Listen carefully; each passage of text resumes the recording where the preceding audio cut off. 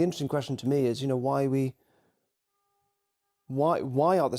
the mediums so perennially popular, and what is it about our narratives around death, for example, that as we've dispensed with superstition so much over the last couple of hundred years, particularly anything morbid, and that now death is now something that is to be fought off at all means. It became the enemy. I mean, our system of medicine a couple of hundred years ago was still the ancient Greek medicine about the humours and the phlegm and the fire and the bile and all of that. I mean, it was only fairly recently we've sort of embraced what to us now seems proper medicine, only really a few hundred years ago. So given that,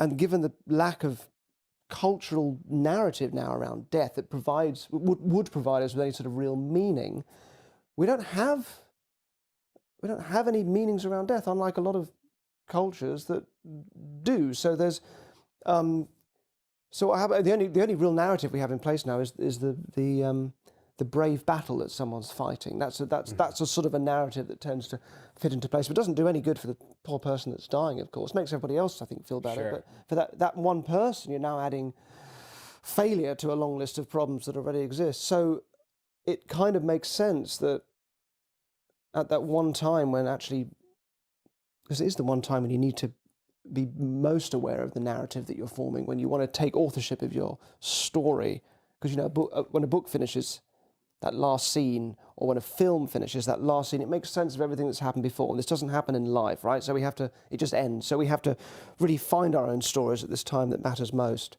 And there's nothing there to help us with that if we don't find it on our own, because all those narratives have sort of gone.